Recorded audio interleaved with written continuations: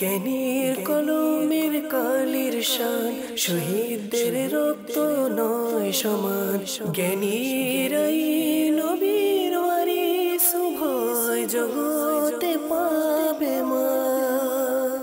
আলহামদুলিল্লাহি রাব্বিল আলামিন, সালাতু ওয়াসসালামু আলা সাইয়্যিদিল মুরসালিন, আম্মা বা'দু, ফাউযু বিল্লাহি মিনাশ শাইতানির রাজীম, বিসমিল্লাহির রহমানির রহিম।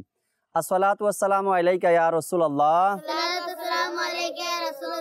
আসসালাতু ওয়াসসালামু আলাইকা ইয়া হাবিবাল্লাহ, আসসালাতু ওয়াসসালামু আলাইকা ইয়া নবিয়াল্লাহ, ওয়া আলা আলিকা ওয়া আসহাবিকা ইয়া নূরাল্লাহ। মাদানী চ্যানেলের দর্শক শ্রোতা, আবার উপস্থিত হয়েছি জ্ঞানের আসর অনুষ্ঠান নিয়ে। যে যেখান থেকে আমাদের অনুষ্ঠান দেখছেন, দূরে কিংবা কাছে, দেশে কিংবা প্রবাসে, সকল দর্শকে জানাই আন্তরিক মোবারকবাদ। আল্লাহ তাআলার দয়ায় আরও একবার সুযোগ হয়েছে এই অনুষ্ঠানে অংশগ্রহণ করার। কোরআনে পাকের তেলাওয়াত শুনবো, কালাম শুনবো, কোরআন থেকে একজন নবী আলাইহিস সালাতু ওয়াস সালামের ঘটনাও শোনাবো আপনাদেরকে, এবং ওই নবী সম্পর্কে কিছু তথ্য দেওয়ার চেষ্টা করব। আর সর্বশেষ সেগমেন্ট দোয়াও শিখবো আজকের অনুষ্ঠানে ইনশাআল্লাহ তাবারাক ওয়া তাআলা। নবী পাক সাল্লাল্লাহু আলাইহি সাল্লামের উপরে দুরূদ শরীফ পাঠ করার যে অসংখ্য ফজিলত আর বরকতের কথা আমরা প্রায় সময় হাদিসে মোবারকার মধ্যে শুনতে পাই বা দেখি, হয়তোবা ওই সকল হাদিসে পাক শুনে এবং অধ্যয়ন করে আমাদের মনের মধ্যে উৎসাহ জাগে কি আমরাও নবী পাক সাল্লাল্লাহু আলাইহি সাল্লামের উপরে দুরূদ শরীফ পাঠ করি, তাই না? আর এটাই সিস্টেম আছে, যখন কোনো সওয়াবের কথা আমরা শুনি, এর প্রতি আমাদের আগ্রহ আরও বেড়ে যায়।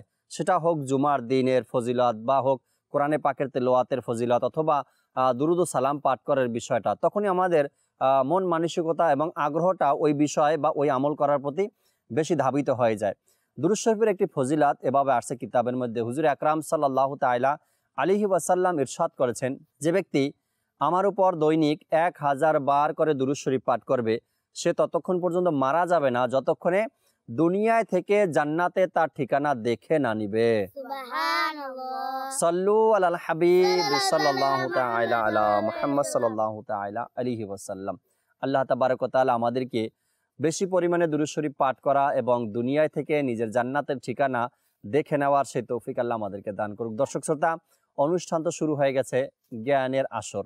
আর জ্ঞানের আসরে আপনারা জানেন, শুরুতেই আমরা কোরআনে পাকের তেলাওয়াত শুনি। কোরআনে পাকের তেলাওয়াত করাটা এমন একটি বিষয় যা অসংখ্য মানুষ এর প্রমাণ, অসংখ্য মানুষ এই কথার সাক্ষ্য দিবে যে কোরআনে পাকের তেলাওয়াত হৃদয়ের প্রশান্তি, কোরআনে পাকের তেলাওয়াত বালা মুসিবত থেকে হেফাজতের মাধ্যম, কোরআনে পাকের তেলাওয়াত গুনাহ থেকে বাঁচার মাধ্যম, কোরআনে পাকের তেলাওয়াত আল্লাহ তাবারক ওয়া তাআলার নৈকট্য অর্জন করার এক মাধ্যম। আর কোরআনে পাকের তেলাওয়াত মানুষকে হারাম থেকে বাঁচায়, কোরআনে পাকের তেলাওয়াত মানুষকে হারাম দেখা থেকে বাঁচায়, কোরআনে পাকের তেলাওয়াত মানুষকে খারাপ কাজ থেকে বিরত রাখে। যেমন কোরআনে পাকের মধ্যে একটি আয়াতে কারিমা আছে যে নামাজ মানুষকে সকল প্রকারের খারাপ কাজ থেকে বাঁচায়। আর এই নামাজের মধ্যে কোরআনে পাকের তেলাওয়াত রয়েছে। আচ্ছা, একজন মানুষ মুমূর্ষ অবস্থায়, তার সামনেও কোরআনে পাকের তেলাওয়াত করে মানুষ। একজন মানুষের দাফন হয়ে গেছে, তার কবরের পাশেও কোরআনে পাকের তেলাওয়াত করে মানুষ। একজন মানুষ অসুস্থ, তার পাশে মানুষ কোরআনে পাকের তেলাওয়াত করে। কেউ হসপিটালে ভর্তি আছে, তার পাশেও কোরআনে পাকের তেলাওয়াত করে। কারণ কোরআনে পাকের তেলাওয়াতের মধ্যে রয়েছে এক হৃদয়ের প্রশান্তি, অসুস্থ ব্যক্তির সুস্থতা রয়েছে, ইন্তেকালের পরে কবরবাসীর জন্য রয়েছে নাজাতের মাধ্যম এই কোরআনে পাকের তেলাওয়াত। আসুন আমরা আজকের অনুষ্ঠানের শুরুতে কোরআনে পাকের তেলাওয়াত শ্রবণ করব ইনশাআল্লাহ তাবারাক ওয়া তাআলা। কে শোনাবেন আজকের তেলাওয়াত? ইনশাআল্লাহ। যেহেতু অনুষ্ঠানে মনির আত্তারি ভাই আছেন, আমাদেরকে ইনশাআল্লাহ তাবারাক ওয়া তাআলা মনির আত্তারি ভাই আজকের অনুষ্ঠানে কোরআনে পাকের তেলাওয়াত শুনান। আপনি বারবার শোনাচ্ছেন, আমরা বারবার আপনার থেকে শুনতেছি। সওয়াব আর প্রতিদান তো অবশ্যই আপনি পাচ্ছেন আলহামদুলিল্লাহ। সাল্লু আলাল হাবিব সাল্লাল্লাহু তাআলা আলা মুহাম্মদ সাল্লাল্লাহু তাআলা আলাইহি ওয়াসাল্লাম। আউযু বিল্লাহি মিনাশ শাইতানির রাজীম। বিসমিল্লাহির রহমানির রহিম। উলাইকা আলাইহিম সালাওয়াতুম মির রাব্বিহিম ওয়া রাহমাহ وأولئك هم المهتدون. إن الصفا والمروة من شعائر الله فمن حج البيت أو اعتمر فلا جناح عليه أن يطوف بهما ومن تطوع خيرا فإن الله شاكر عليم صدق الله العظيم وصدق رسوله النبي الحبيب الكريم সুবহানাল্লাহ। মনির আত্তারি ভাই আজকেও আমাদেরকে চমৎকার কোরআনে পাকের তেলাওয়াত শুনিয়েছেন, মাশাআল্লাহ। আল্লাহ তাবারক ওয়া তাআলা আপনাকে হাফিজে কোরআন, আলিমে দ্বীন, মুফতি ইসলাম বানিয়ে দিক, মাশাআল্লাহ। দর্শক শ্রোতা, আমরা যখনই ছোটদের থেকে কোনো অ্যাক্টিভিটিস দেখবো বা ছোটদের কোরআনে পাকের তেলাওয়াত বা নাতে রসুল, আমরা যেন সবসময় তাদেরকে উৎসাহ প্রদান করি। খুব চমৎকার হয়েছে, খুব ভালো হয়েছে, খুব ভালো পড়েছেন আপনি, যদিও বা ভালো না পারে তারপরেও আপনাকে উৎসাহ দেওয়ার দায়িত্ব আপনার। এতে করে আগামীতে ভবিষ্যতে সে আরও ভালো কিছু আমাদেরকে, আমাদের সমাজকে, আমাদের দেশকে সে উপহার দেবে ইনশাআল্লাহ তাবারক ওয়া তাআলা। আজ হয়তো বা এই ছোট্ট বাচ্চারা আপনার দৃষ্টিতে ছোট, বা হয়তো বা তাদের তেলাওয়াত বা তাদের কালাম আপনার কাছে ভালো লাগে নাই, অর্থাৎ আপনি যে মতো চান তেমন হয়নি, কিন্তু হতে পারে 10 বছর পরে বা 20 বছর পরে এই ছোট্ট বাচ্চাটাই একদিন আপনি দেখবেন পুরা দুনিয়ার কাছে, পুরা পৃথিবীর কাছে সে একজন সুনামধন্য ব্যক্তিতে পরিণত হয়েছে। আর এর পিছনে আমরা যারা বড় আছি আমাদের একটু উৎসাহ প্রদান দরকার, যে হ্যাঁ তুমি পারবে, তোমাকে দ্বারা হবে, চমৎকার তুমি করেছো। আল্লাহ তাবারক ওয়া তাআলা আমরা ছোট যারা আছে আমাদেরকেও, বড় যারা আছে আমাদেরকেও সঠিক বুঝ দান করুক আল্লাহ তাআলা ইনশাআল্লাহ তাবারক ওয়া তাআলা। কোরআনে পাকের তেলাওয়াতের পরে আমরা একটি কালামও শুনে থাকি অনুষ্ঠানে। আজকে কালাম শুনবো, সবার থেকে মন চায় শোনার জন্য। কে শোনাবেন? সবাই শোনাবেন? কিন্তু না, সবার থেকে শুনতে গেলে আমার পুরো অনুষ্ঠানের সময়টাই এভাবে চলে যাবে। আপনি আসেন। সাল্লু আলাল হাবিব সাল্লাল্লাহু তাআলা আলা মুহাম্মদ সাল্লাল্লাহু তাআলা আলাইহি ওয়াসাল্লাম। মাদ্রাসাতুল মদিনার এক ছোট্ট ইসলামী ভাই এসেছেন, তিনি আমাদেরকে কালাম শোনাবেন। দেখি কোন কালাম শোনায় আর কিভাবে শোনায়, কতটুকু শোনাতে পারে। হ্যাঁ, জানি আপনারা মাদানী চ্যানেলের মাধ্যমে অনেক নাতখা ইসলামী ভাইদের কালাম শোনেন, তাদের তুলনায় এরা কিছুই না। কিন্তু ক্যামেরার সামনে আসা, আপনাদেরকে নাত শোনানো, কালাম শোনানোর ইচ্ছা, এটা এক ভিন্ন আবেগ থাকে মানুষের মধ্যে। আমরা তার থেকে কালাম শ্রবণ করি, যেটা পারে সে সেটাই শোনাক আমাদেরকে। জি। আসসালামু আলাইকুম ওয়া রাহমাতুল্লাহি ওয়া বারাকাতুহু। ওয়া আলাইকুম আসসালাম ওয়া রাহমাতুল্লাহি ওয়া বারাকাতুহু। মন বড় আনন্দিত আজ ঈদ মিলাদুন নবী, মন বড় আনন্দিত আজ ঈদ মিলাদুন নবী, আশিকদের ঈদ হলো ঈদ মিলাদুন নবী, আশিকদের ঈদ হলো ঈদ মিলাদুন নবী। এইদিকে তে নূর দেখো, ওইদিকে তে নূর নূর, সারা জাহান কোনায় কোনায় নূরে নূরে ভরপুর, সব ফেরেশতারা খুশি, হুরেরা আনন্দিত, শুধু পেরেশান শয়তান আর তার দল বল। প্রিয় নবীর আগমনে আদার হলো দূরীভূত, কি আসমান কি জমিন, সারা জগতে নূর নূর, কি আসমান কি জমিন, সারা জগতে নূর নূর। প্রিয় নবীর আগমনে কেন বনা আনন্দিত, মুচকি হাসি বসন্ত আর চারদিকে নূর নূর, দুশ্চিন্তার মেঘ সরে গেছে, দুঃখীরা হলো আনন্দিত, এসেছে খুশি নিয়ে এই রবিউল নূর। মন বড় আনন্দিত আজ ঈদ মিলাদুন নবী, মন বড় আনন্দিত আজ ঈদ মিলাদুন নবী, আশিকদের ঈদ হলো ঈদ মিলাদুন নবী, আশিকদের ঈদ হলো ঈদ মিলাদুন নবী। সুবহানাল্লাহ। দেখেন মাশাআল্লাহ, প্রোগ্রামে ঈদে মিলাদুন্নবীর নাচ শোনাচ্ছেন তিনি। হয়তো বা এটাই মুখস্থ করছেন, মিলাদুন্নবীর মাস গেছে আমাদের থেকে, আর মিলাদুন্নবীর কালাম মুখস্থ। এই প্রোগ্রামে তিনি মিলাদুন্নবীর কালাম শুনিয়ে দিয়েছেন, চেষ্টা করছেন, তাই না? আল্লাহ তাআলা কবুল করেন। মাদানী চ্যানেলের দর্শক শ্রোতা, আমরা কালাম শুনতেছিলাম। আল্লাহ তাআলার দয়ায় দাওয়াত ইসলামীর মধ্যে যারা অংশগ্রহণ করে তাদের অন্তরে দাওয়াত ইসলামীর সাদকায়, দাওয়াত ইসলামীর সহবতে মিলাদুন্নবীর এক ভালোবাসা তাদের মধ্যে চলে আসে। আর এই রমজান বলেন, এই কোরআন বলেন, ইবাদত রিয়াজত বলেন, যা কিছু পেয়েছি কার উসিলায় পেয়েছি আমরা? নবী পাক সাল্লাল্লাহু আলাইহি সাল্লামের উসিলা পেয়েছি। প্রিয় নবী সাল্লাল্লাহু আলাইহি সাল্লামের আগমন কোন মাসে হয়েছে? রবিউল আউয়াল মাসে হয়েছে। আর যখন রবিউল আউয়াল মাসের আগমন ঘটে সকল আশিকদের অন্তর আনন্দিত হয়ে ওঠে। সুবহানাল্লাহ। সাল্লু আলাল হাবিব সাল্লাল্লাহু আলাইহি সাল্লাম। আজকে আপনাদেরকে আরো চমৎকার একটি ঘটনা শোনাবো কোরআনে পাক থেকে, অর্থাৎ আজকে শুনবো আমরা ইউনুস আলাইহিস সালাতু ওয়াস সালামের ঘটনা। শুনে নেন কেমন সুন্দর ঘটনা আসছে। হযরত সাইয়েদনা ইউনুস আলাইহিস সালাতু ওয়াস সালামকে আল্লাহ পাক নিনওয়া শহরের আদিবাসীদের হেদায়েতের জন্য রাসূল হিসেবে প্রেরণ করেন। একটি শহরের নাম ছিল নিনওয়া। কি নাম? নিনওয়া। এই নিনওয়া এটি মৌসাল এলাকার একটি বড় শহর ছিল। এখানকার লোক হাতে বানানো মাবুদের উপাসনা করত এবং কুফর ও শিরকে লিপ্ত ছিল। হযরত ইউনুস আলাইহিস সালাতু ওয়াস সালাম তাদেরকে ঈমান আনয়ন করার ও হাতে বানানো মাবুদের উপাসনা ছেড়ে দেওয়ার আদেশ দিলেন। কিন্তু তারা তাদের অবাধ্যতা এবং একগুয়ামির কারণে আল্লাহ পাকের রসুল ইউনুস আলাইহিস সালাতু ওয়াস সালামকে প্রত্যাখ্যান করল এবং ঈমান আনয়ন করতে অস্বীকার করল। হযরত ইউনুস আলাইহিস সালাতু ওয়াস সালাম তাদের সংবাদ দিলেন যে তোমাদের উপর অতি শীঘ্রই আযাব আসবে। কাদেরকে বললেন? ওই সকল লোকদেরকে যারা ঈমান আনেননি, যারা ইউনুস আলাইহিস সালাতু ওয়াস সালামের কথা মানেনি, তাদেরকে বললেন যে অতি শীঘ্রই তোমাদের উপর আযাব আসবে। এ কথা শুনে শহরের লোকেরা পরস্পর পরামর্শ করলো যে ইউনুস আলাইহিস সালাতু ওয়াস সালাম মিথ্যা বলতে পারে না। সে যখন বলছে অতি শীঘ্রই আমাদের মাঝে আযাব আসবে, এ কথাটা সত্য হতে পারে, কেননা সে মিথ্যা বলে না। তাই এটা দেখো যে যদি তিনি রাতে এই শহরে থাকে তবে মনে করো যে কোনো বিপদ নেই, আর যদি তিনি এই শহরে রাত না কাটায় তবে বিশ্বাস করো যে অবশ্যই আযাব আসবে। কেমন চালাক ছিল, কেমন টেকনিক বাদ ছিল লোকেরা।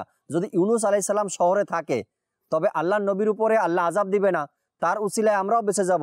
আর যদি দেখো যে সে রাতে এখানে থাকে না তবে মনে করবা যে এই রাতেই আযাব আসবে। রাতে লোকেরা দেখলো ইউনুস আলাইহিস সালাতু ওয়াস সালাম শহর থেকে বাইরে তাশরিফ নিয়ে গেলেন এবং বাস্তবেই সকাল হতেই আযাবের প্রভাব পরিলক্ষিত হতে লাগলো।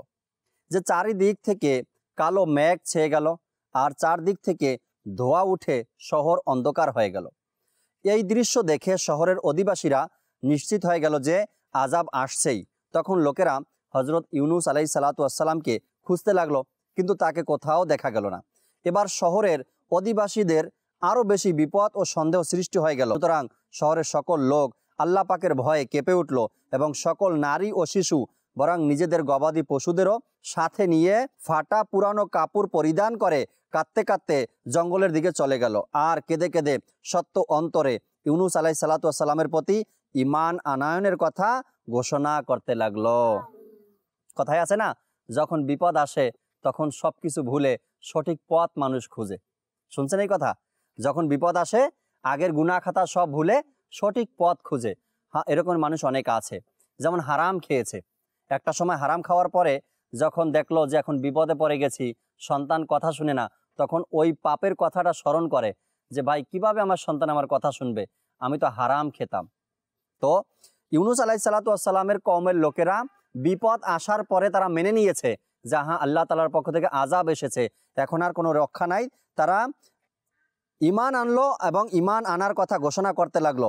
স্বামী স্ত্রী থেকে এবং মা সন্তানের থেকে পৃথক হয়ে সবাই ক্ষমা প্রার্থনা করতে শুরু করে দিল এবং আল্লাহ পাকের দরবারে কান্নাকাটি শুরু করে দিল। মজলুমরা পরস্পর মিলিত হয়েছে, তারা একে অপরের কাছ থেকে ক্ষমা চেয়ে নিতে লাগলো। মূলত সত্য অন্তরে তওবা করে আল্লাহ পাকের নিকট ওয়াদা করে নিল যে হযরত ইউনুস আলাইহিস সালাতু ওয়াস সালাম যা কিছু আল্লাহ পাকের বার্তা নিয়ে এসেছেন আমরা এর উপর সত্য অন্তরে ঈমান আনয়ন করছি। আল্লাহ পাকের শহরবাসীর এই অসহায়ত্ব ও একনিষ্ঠ কান্নাকাটির প্রতি এত দয়া হলো, আযাব উঠিয়ে নিলেন। ধোঁয়া ও আযাবের মেঘ চলে গেল আর সকল লোকেরা আবারও শহরে ফিরে প্রশান্তিতে জীবন অতিবাহিত করতে লাগলো। এই ঘটনার আলোচনা করতে গিয়ে আল্লাহ পাক কোরআনে পাকের মধ্যে ইরশাদ করেন, কানজুল ঈমান থেকে অনুবাদ, তবে এমন কোনো জনপদ নেই যারা আমার আযাব দেখে ঈমান এনেছে অতঃপর সেই ঈমান তাদের কাজে এসেছে, কিন্তু একমাত্র ইউনুসের সম্প্রদায় যা তারা ঈমান আনলো তখন আমি তাদের থেকে লাঞ্ছনার শাস্তি পার্থিব জীবনে অপসারিত করে দিয়েছি এবং একটা নির্ধারিত সময় পর্যন্ত তাদেরকে ভোগ করতে দিয়েছি। অন্যান্য কওমের উপরে আল্লাহ তাবারক ওয়া তাআলা আযাব দিয়েছেন, তো ওই কওমকে ধ্বংস করে দিয়েছে। একজন বনি ইসরাইলের ব্যাপারে পাওয়া যায় যে তার কওমের লোকেরা গুনাহের কাজ করা শুরু করে। ওই জমানার নবী তাদেরকে বুঝালো যে তোমরা এই কাজ করিও না, আল্লাহ তাআলা আযাব দিবে, গজব নাজিল হবে। তারা মানতে রাজি না। তেমন গজব শুরু হয়ে গেছে, তাদের গায়ে শরীরে পোকা ওঠা শুরু হয়ে গেছে, পোকায় কামড় দেওয়া শুরু করলো, কোনো কিছুতেই পোকা নামাতে পারে না।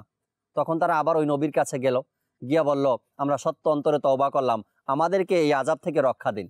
তখন ওই নবী হাত তুলে দোয়া করল, আল্লাহ আমার কওমকে রক্ষা করো, তারা ঈমান এনেছে। আল্লাহ তাআলা আযাব উঠিয়ে নিল। এরপরে তারা আবার পাপ কাজের সাথে লিপ্ত হয়ে গেল, খুন খারাপি, মারামারি, নেশা, এই সেই। আল্লাহ তাআলা আবার তাদের উপর আযাব নাজিল। এবার আযাব কি আসছে? তাদের ক্ষেত খামারি সব নষ্ট করে দিল আল্লাহ। তারা আবার ওই জমানার নবীর কাছে আসলো, এসে বলল, হে আল্লাহ নবী, আমরা তওবা করছি, আমরা ভালো পথে ফিরে আসব, আপনি আল্লাহকে বলেন আল্লাহ যেন আমাদের গজব উঠাই নেয়। আবার সে দোয়া করলেন, আল্লাহ আবার আযাব উঠিয়ে নিলেন। আবার তারা পাপ কাজের মধ্যে লিপ্ত হয়ে গেল। আল্লাহ তাআলা এবার এমন তুফান দিলেন, সব এলোমেলো করে দিয়েছে। আবার আল্লাহ নবীর কাছে আসলেন, এসে বললেন, হে আল্লাহ নবী, আপনি দোয়া করেন আমাদের এই বিপদ যেন দূর হয়ে যায়। এভাবে করে এক একজন নবী আলাইহিস সালাতু ওয়াস সালামের উম্মতরা, কওমের লোকেরা, ওই গোত্রের মানুষ বা ওই জমানার মানুষরা ঈমান আনার ব্যাপারে খুবই গাফেল ছিল, ঈমান আনতে চাইতো না। আর আল্লাহ পাকের প্রেরিত নবী রসুলরা তাদেরকে দাওয়াত দিতেই থাকতেন, দাওয়াত দিতেই থাকতেন।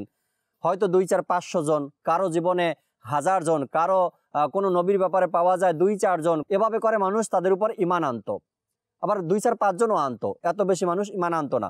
এভাবে করে তারা দিনের দাওয়াত দিয়েছেন, মানুষ মানুক আর না মানুক।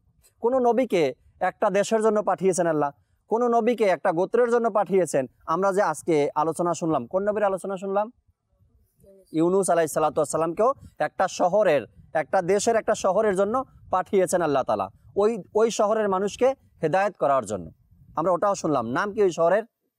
নিনওয়া। কি নাম? নিনওয়া শহরের মানুষের হেদায়েতের জন্য ইউনুস আলাইহিস সালাতু ওয়াস সালামকে আল্লাহ তাআলা পাঠিয়েছেন।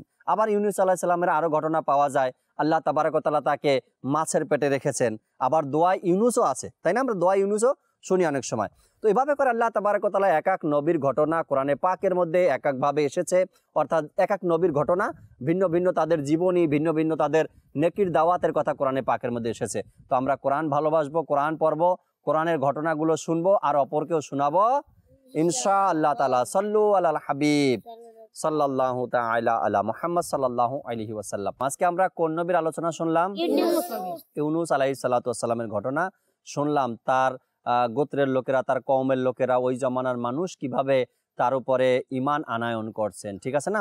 যদি আপনাদেরকে ইউনুস আলাইহিস সালাম সম্পর্কে প্রশ্ন করা হয়, উত্তর দিতে পারবেন ইনশাআল্লাহ? কে বলতে পারবেন ইউনুস আলাইহিস সালাতু ওয়াস সালামের নাম মোবারক কোরআনে পাকে কতবার এসেছে? ইনশাআল্লাহ সবাই বলবেন?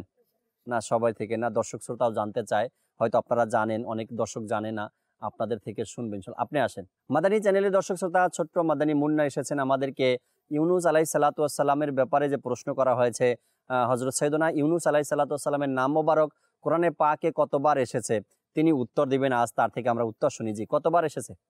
হযরত সাইয়েদনা ইউনুস আলাইহিস সালাম এর নাম মোবারক কোরআন মাজিদে 4 বার এসেছে। সুবহানাল্লাহ, উত্তর সুন্দর দিয়েছেন। 4 বার কোরআনে পাকে এই আল্লাহ তাআলার নবীর নাম এসেছে। 4 বার যেহেতু এসেছে, তো এমন একটি আয়াতে পাকের কিছু অংশ শুনান যেখানে ইউনুস আলাইহিস সালাতু ওয়াস সালামের নাম মোবারক শব্দ ইউনুস থাকে, এমন একটি আয়াতে পাক শুনান আমাদেরকে। আউযু বিল্লাহি মিনাশ শাইতানির রাজীম। বিসমিল্লাহির রহমানির রহিম। ওয়া ইন্না ইউনুস লামিনাল মুরসালিন। সুবহানাল্লাহ, এই আয়াতের মধ্যে ইউনুস আলাইহিস সালামের নামও আছে। মাদানী চ্যানেলের দর্শক শ্রোতা, আমরা দেখতে দেখতে আরো একটি সেগমেন্ট শেষ হলো। ইউনুস আলাইহিস সালাতু ওয়াস সালাম সম্পর্কে কিছু তথ্য জানলাম। তার নাম মোবারক কোরআনে পাকে 4 বার এসেছে, এবং তার নাম মোবারক যে আয়াতে পাকের মধ্যে এসেছে, এখন যে আয়াতে পাক যে ছাত্র ভাই আমাদেরকে শোনালেন, তা হলো 23 পারার সূরা সাফফাতের 139 নং আয়াতে কারিমা তেলাওয়াত করে তিনি আমাদেরকে শোনালেন যে আয়াতে পাকের মধ্যে ইউনুস আলাইহিস সালাতু ওয়াস সালামের নাম আছে। আরেকটি সেগমেন্ট আমাদের বাকি আছে, আর শেষ সেগমেন্ট এটাই, দোয়া শিখানো। কে শিখাবে আজকে দোয়া? আপনি? সুবহানাল্লাহ, আসেন। দোয়া শিখানোর জন্য আরেকজনকে আমরা পেয়ে গেছি, তিনি আজকে আমাদের অনুষ্ঠানে দোয়া শিখাবে ইনশাআল্লাহ তাবারাক ওয়া তাআলা। সাল্লু আলাল হাবিব সাল্লাল্লাহু তাআলা আলা মুহাম্মদ সাল্লাল্লাহু তাআলা আলাইহি ওয়াসাল্লাম। আপনাদের জন্য কিন্তু এই দোয়া শেখানোর সেগমেন্ট রেখেছি, যাতে করে আমরা ঘরে বসেই বিভিন্ন সময় বিভিন্ন কাজে বিভিন্ন দিকে সাইডে আমরা দোয়াগুলো পাঠ করতে পারি, যখন যেটা প্রয়োজন। আপনি দোকান খুলতে যাবেন না, দোকানের তালা খুলবেন, সেখানেও দোয়া আছে। যদি আপনি মনে করে দোয়াটা পাঠ করতে পারেন, তবে এটাও আপনার পক্ষে সম্ভব ইনশাআল্লাহ তাবারাক ওয়া তাআলা। আমরা আজকে যে ইসলামী ভাই দাঁড়িয়েছেন তার থেকে দোয়া শুনবো। কবর দেখে যে দোয়া বা যে সালাম আমরা করব, এটা আজকে আমরা শিখবো ইনশাআল্লাহ তাবারাক ওয়া তাআলা। যেন আমরা পরবর্তী টাইমে, অনেক মানুষ রাস্তা দিয়ে হাঁটি, আমরা কবরের সাথে দেখা হয়, কবরের পাশ দিয়ে অতিক্রম করি, কিন্তু কি বলতে হবে সেটা জানি না। অথচ আমাদের এটা দায়িত্বটা, হক আমাদের কবরবাসীকে দেখে তাদের জন্য দোয়া করা। জি, শিখিয়ে দিন। বিসমিল্লাহির রহমানির রহিম। বিসমিল্লাহির রহমানির রহিম। আসসালামু আলাইকুম। আসসালামু আলাইকুম ইয়া আহলাল কবর। ইয়া আহলাল কবর। আসসালামু আলাইকুম। আসসালামু আলাইকুম ইয়া আহলাল কবর। ইয়া আহলাল কবর। আসসালামু আলাইকুম। আসসালামু আলাইকুম ইয়া আহলাল কবর। সুবহানাল্লাহ। সবার হয়ে গেছে মুখস্থ? ছোট দোয়া, কিন্তু কবরবাসীদের জন্য এটা দোয়া। কবরের পাশ দিয়ে অতিক্রম করবেন, তখন সালাম দিলেন, এটা তাই না, তাদেরকে সালাম দিলেন, তাদের জন্য দোয়া করলেন। আল্লাহ তাবারাক ওয়া তাআলা আমাদেরকেও কবরবাসীদের প্রতি যে হক দায়িত্ব রয়েছে আমাদের, সেই দায়িত্ব যেন আমরা পালন করি, সালাম দেই, তাদের জন্য দোয়া করি ইনশাআল্লাহ তাবারাক ওয়া তাআলা। সাল্লু আলাল হাবিব সাল্লাল্লাহু তাআলা আলা মুহাম্মদ সাল্লাল্লাহু তাআলা আলাইহি ওয়াসাল্লাম। মাদানী চ্যানেলের দর্শক শ্রোতা, আলহামদুলিল্লাহ রাব্বুল আলামিন, দেখতে দেখতে আজকের অনুষ্ঠানেরও প্রত্যেকটা সেগমেন্ট আমাদের শেষ হয়েছে। ইনশাআল্লাহ তাবারাক ওয়া তাআলা আমরা অনুষ্ঠান থেকে বিদায় নিব।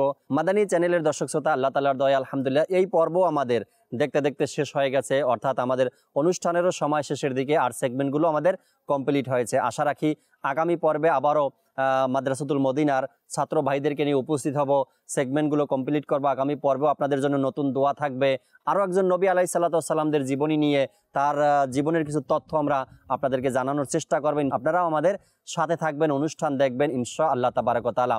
মাদানী চ্যানেলের সাথে থাকুন, সুস্থ থাকুন, ভালো থাকুন। সাল্লু আলাল হাবিব সাল্লাল্লাহু তাআলা আলা মুহাম্মদ সাল্লাল্লাহু তাআলা আলাইহি ওয়াসাল্লাম। জ্ঞানীর কলমের কালির শান, শহীদদের রক্ত নয় সমান। জ্ঞানীরাই নবীর ওয়ারিস, উভয় জগৎ